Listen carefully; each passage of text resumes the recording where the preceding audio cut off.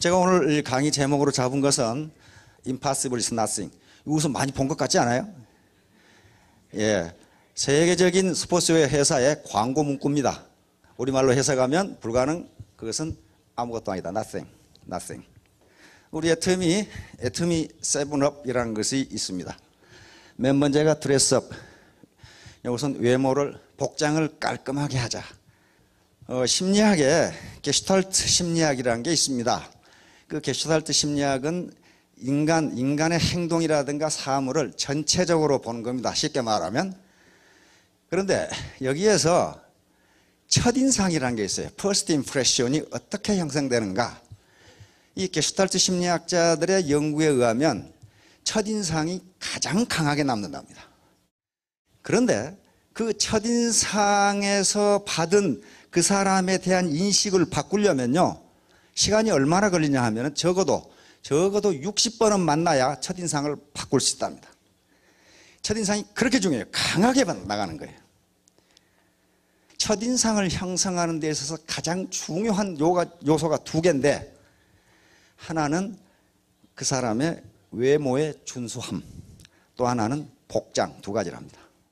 클린업, 샷업, 쇼업, 샷업, 페이업, 그 다음에 치어업이 있는데요, 이건 다음 기회에 얘기를 하고, 오늘 제가 주제로 하려고 하는 것은 마지막 never give up입니다. never give up. 절대로 포기하지 마라. 절대로 포기하지 마라. 왜냐하면 impossible is nothing. 불가능한 것은 아무것도 아니기 때문입니다. 포기하는 것, never give up. 절대 포기하지 말라고 그랬어요. 마쓰시다 고노스케죠. 일본 1000년 동안에 일본 국민들에게 설문조사를 하면 과거 1000년 동안 가장 유능한 경영인, 가장 존경하는 경영인으로 이분이 뽑힙니다. 실패해서 그치고 마니까 실패가 되는 것이다. 성공하는 데까지 계속하면 성공이 되는 것이다. 이것은 마치 인디언들이 비가 올 때까지 기우제를 치는 것하고 똑같은 현상이에요. 이분은 이런 얘기를 할 수 있었던 게 가장 불우한 환경에서 성공을 했거든요. 폴 마이어, 인생에서 실패한 사람의 90%는 진짜로 실패한 것이 아니다. 그들은 다만 그만두었을 뿐이다. 어떻게, 이 사람도 맨 나중에 결론에서 이 사람은 다시 설명하겠지만 가장 불우한 환경에서 지금은 세계적인 대부호입니다. 그 밑에 거느리고 있는 기업이 40개가 넘는 미국의 아주 거부 중에 한 사람인데, 자기가 어떻게 성공했는가를 자기가 연구를 하라고 연구소를 만들어 연구를 했어요. 자기가 성공할 이유가 하나도 없는데 성공했다는 거예요. 이 양반은 돈이 없어 대학 중퇴를 했지, 거기다가 말더듬이었지. 그런데 세계적인 보험 세일즈왕에 대해서 기네스북에 올라온 사람이에요. 말더듬이가 어떻게 보험 세일즈맨이 됐을까라고 자기가 성공한 이유를 생각해 봤더니 포기하지 않은 것이었다고 결론을 내렸어요. 에디슨은 우리가 잘 아는 인물인데요, 어느 책을 봐도 에디슨이 머리가 좋다는 말은 한마디도 없어요. 지금까지 역사상 가장 많은 특허를 가진 사람인데 머리가 좋다는 얘기가 한 군데도 없어요. 그렇다면 머리가 별로 안 좋았다 그 말이에요. 그런데 이 양반이 성공한 이유는 역시 포기하지 않은 것이었어요. 전구 만드는데 몇 번 실패했다고 그랬어요? 책마다 틀려요. 에디슨 전기의 동화책에 보면은 3000번 실패했다고 돼 있거든요.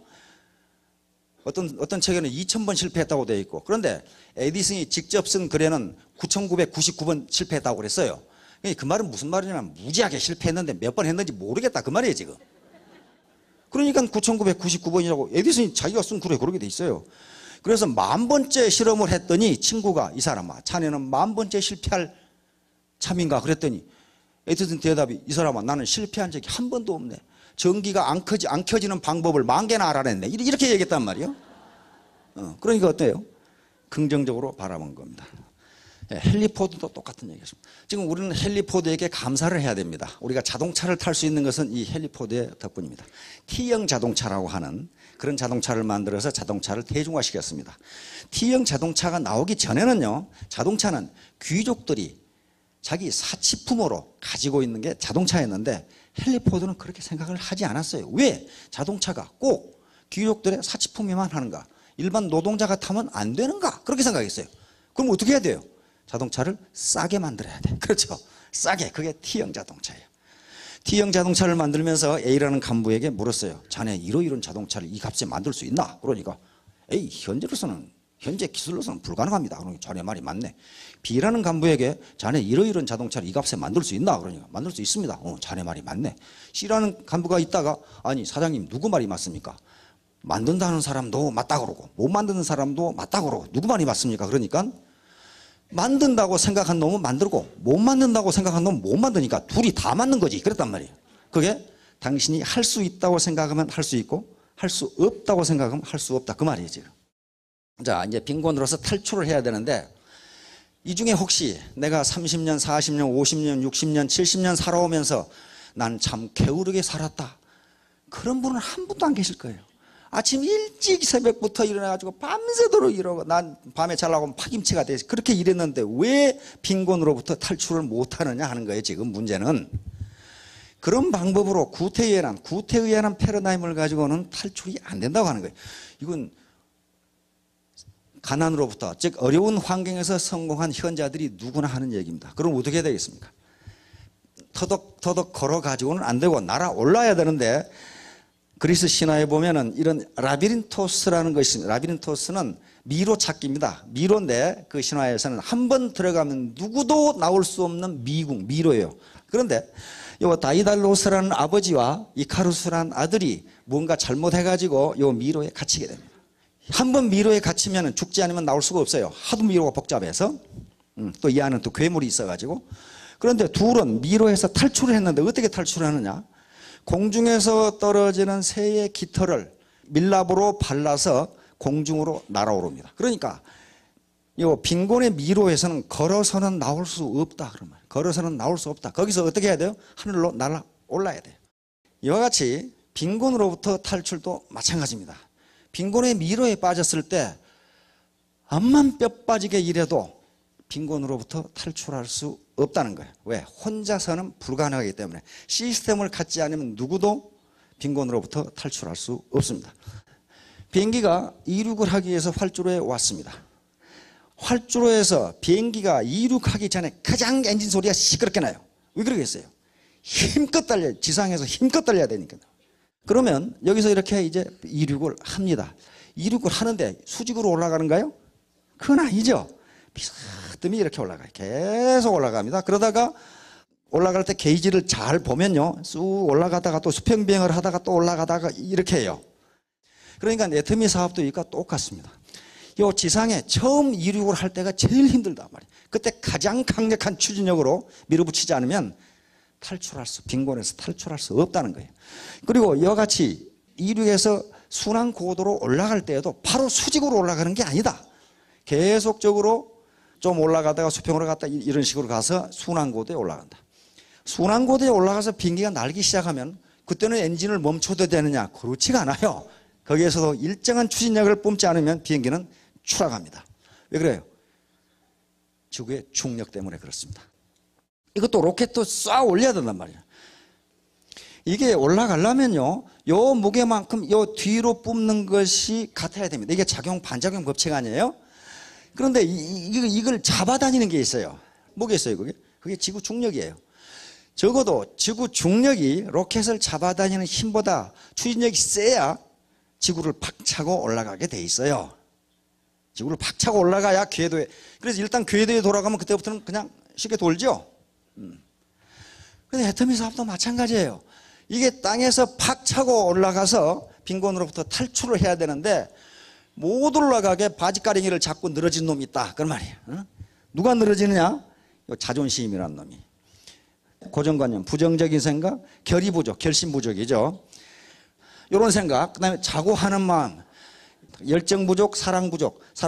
이건 우리 박광길 회장님 늘 강조하는 거예요. 이걸 못하는 건 가족이나 자녀나 부모나 또는 친인척 또는 형제간들에 대한 사랑이 부족하기 때문에 사랑 부족. 과거, 내가 과거에 뭐 했는데.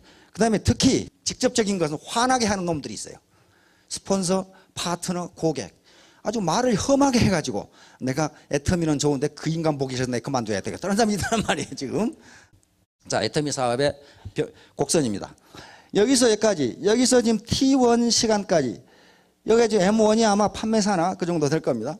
여기까지가 시간이 오래 걸리고 힘들다 그 말이에요. 힘들다. 왜? 앞에서 밑에 잡아다 있는 요소들, 체면이라든가 자존심, 과거, 가족의 반대, 누구의 반대를 다 물리치고 여기까지 가려고 하니 힘들다 이게. 그래가지고 여기서 이제 그만두지요 이제 통상은.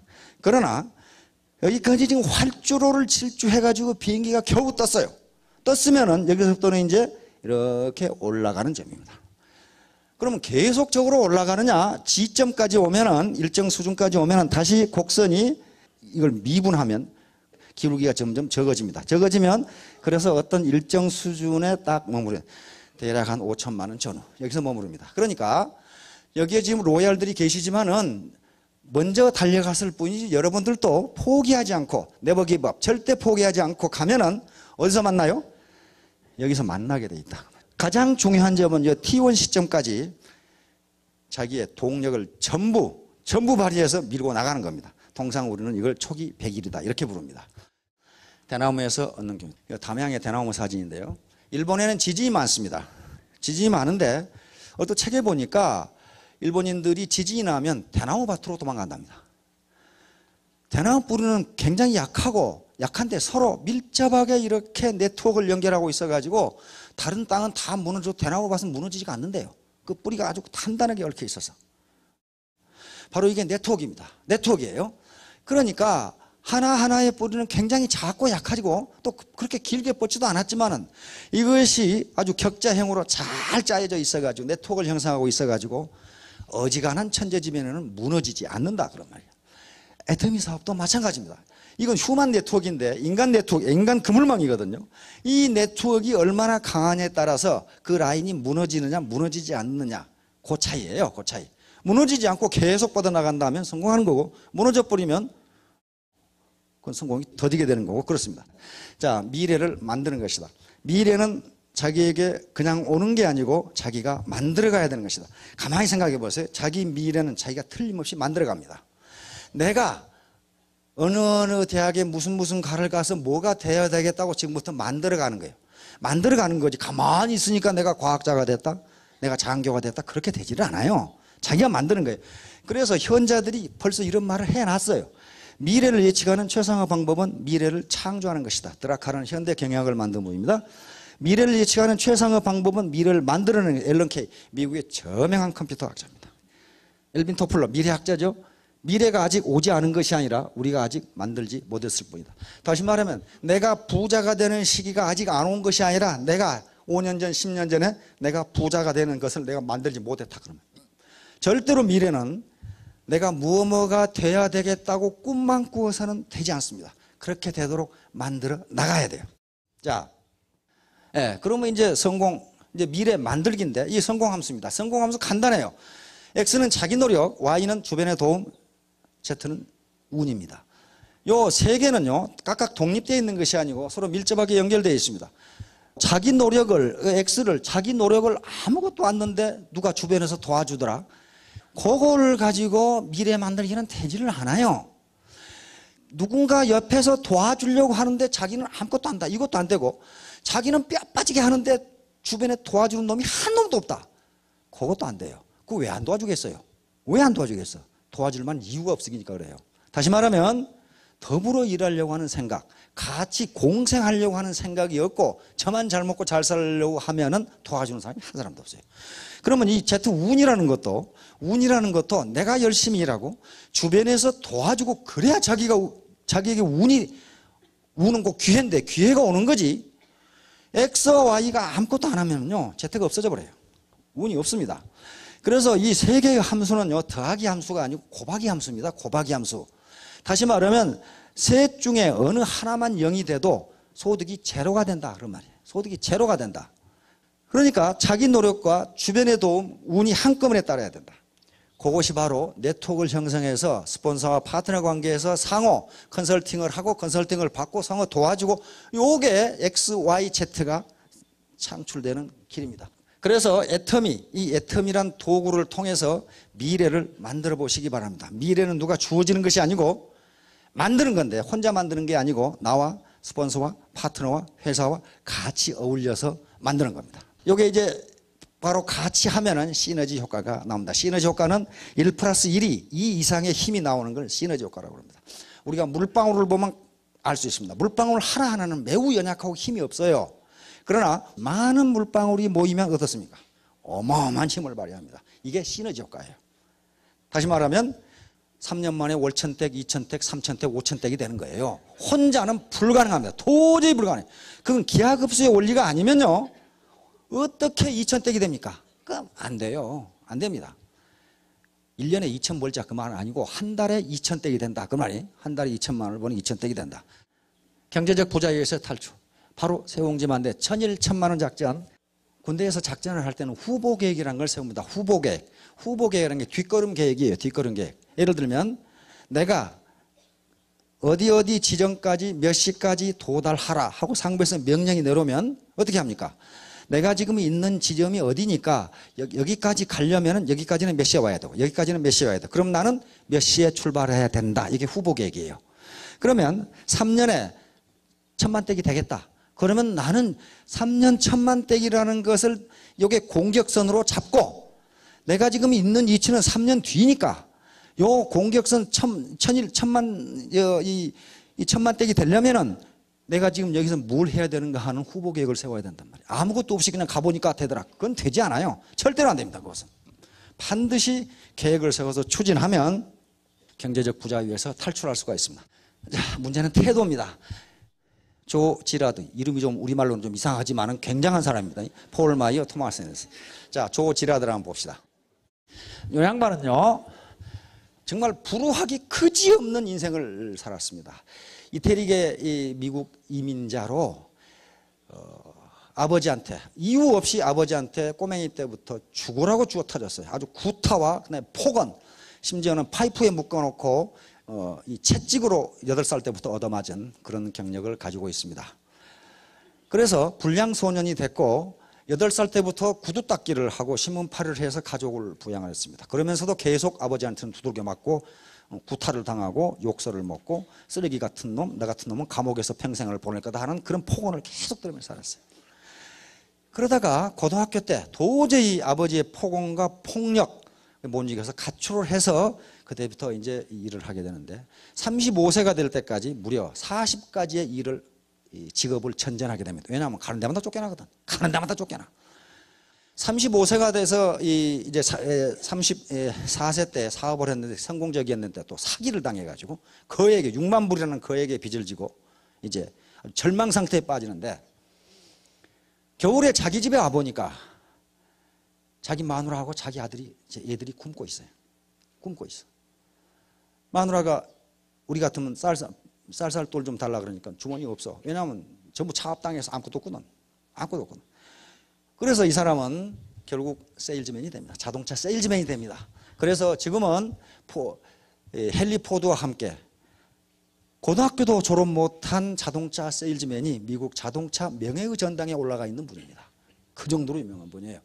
무려 12년 동안 기네스북에 오른 사람입니다. 세계 자동차 세일즈 왕으로 기네스북에 오른 분이고 지금은 거부가 되어 있는 분인데 훌륭한 세일즈맨이 되기 위해서는 간절히 원해야 된다. 뭐냐면 자기가 첫 번째 차를 파는데 통상 세일즈맨들이 맨 처음에 차를 판 그 사람은 뭐 하는 사람인지 얼굴은 어떻게 생긴 사람인지 또는 내가 무슨 차를 팔았는지 얼마에 팔았는지 또 내가 차를 팔기 위해서 무슨 말을 했는지 기억이 나는 자기는 아무 기억이 안 난다 이거예요. 왜 그러냐 하면은 자기 생각은 그 세일즈맨 얼굴이 식료품으로 보였다 그 말이에요. 나는 지금 내 마누라하고 내 아이들을 먹여 살려야 된다는 생각밖에 아무것도 없다. 훌륭한 세일즈맨이 되기 위해서는 간절히 원해야 된다. 절실한 것은 이루어진다. 간절히 원하는 마음이 강할수록 세일즈에 필요한 행동이 우러나온다. 행동이 우러나온다 그 말은 무슨 말이냐면 무슨 방법으로든지 판다 그 말이에요. 나를 진정한 세일즈맨으로 만들어준 것은 바로 그 간절히 원하는 마음이었기 때문이다. 모든 것은 간절히 원하면 통하게 돼 있다. 세일즈맨이 됐는데 기존의 세일즈맨들은 고객 리스트가 있어요. 고객 리스트, 잠재 고객 리스트를 쑥 가지고 있는데 자기는 세일즈를 처음 해보니까 고객 리스트가 없어. 리스트가 없어. 그래서 생각한 게 뭐냐 하면은 전화번호 인명편 2장, 상호편 2장을 찍어가지고 그걸 가지고 결국은 첫 해에 세일즈 왕이 돼버려요. 첫 해. 어떻게 세일즈왕이 됐는가? 그것은 뭐냐? 절대로 거짓말하지 말아요. 세일즈는 전쟁이다. 그래서 이 양반이 세일즈는 전쟁이다. 그런데 아무도 피해가 없는 전쟁이다. 파는 사람이나 사는 사람이나 상호 이익이 되는 전쟁이다. 그러니까 이런 전쟁은 승리할만 하지 않는가? 그렇죠? 사는 사람 손해 없죠? 애터미 제품 사는 사람 손해 있어요? 파는 사람도 승리하고 사는 사람도 승리하는 거예요. 그러니까 이 사람은 내가 저 사람한테 자동차를 파는 것은 저 사람에게 이익을 주는 일이고 뭐라고 그랬냐면 미국 경제에 이익을 주는 일이다. 내가 이 사람한테 자동차 한 대를 팔면 이 자동차를 만드는데 이 들어가는 부품을 만드는 사람들이 먹고 산다. 그러니 내 세일즈가 얼마나 훌륭한 일이냐. 요 자부심을 가지고 있어요. 우리가 자동차 하나를 거래하면 요 많은 노동자들이 먹고 산다. 그러니 우리는 미국 경제에 얼마나 기여를 하느냐. 그런 생각을 하고 있어요. 이게 간절함이에요. 간절함. 상당히 괜찮은 사람이죠. 폴 마야는 아예 태도가 전부다 그랬어요. 킵이 가난해가지고 깡통 들고 구걸을 하고 있는데 어느 날 어떤 놈이 벤츠를 타고 자기 앞으로 씩 지나간단 말이에요. 기분이 매우 나빠가지고 아니 어떤 놈은 세상에 태어나서 벤츠 타고 돌아다니는데 나는 이게 뭐야 이거 이렇게 된 거야. 그래가지고 그때부터 보험 세일즈를 시작하는데 말을 더듬으니까 57번의 거절입니다. 57번을 보험회사에 찾아다니 다 퇴짜. 다 퇴짜. 한 회사에 들어갔는데 3일 만에 퇴짜. 쫓겨나요. 그런데 결국은 쫓겨나면서 뭐라 그랬느냐. 당신들은 지금 세계 제일의 보험 세일즈맨을 쫓아내고 있는 거예요. 아마 곧 후회할 거예요. 그랬단 말이에요. 그런데 곧 후회하게 됐어요. 단 3년 만에 기네스북에 올라갑니다. 보험 세일즈 왕으로. 그래서 지금 백만장자가 되어 있는 양반인데 이 양반도 하는 얘기가 뭐 간절함이에요. 당신이 무엇이든 생생하게 상상하고 열렬하게 원하고 진정으로 믿고 열정적으로 행동 연긴다면 반드시 이루어진다. 삶의 질을 변화시키기 위해 필요한 것은 필요한 그 무엇이란 첫 번째, 난 반드시 내가 원하는 대로 살 수 있고 그렇게 되도록 할 수 있다는 신념이다. 다시 말하면 태도다. 태도. 당신의 마음가짐이 모든 성공의 출발점이다. 그러고 나서 무엇인가를 이루기 위해 또 무언가가 되겠다고 결심하는 데는 1분도 걸리지 않는다. 문제는 그 결심을 얼마나 신속하게 행동으로 옮기냐에 달려있다. 자, 여러분 반드시 아주 결단을 내려서 모두 성공하시기 바랍니다. 감사합니다. 네.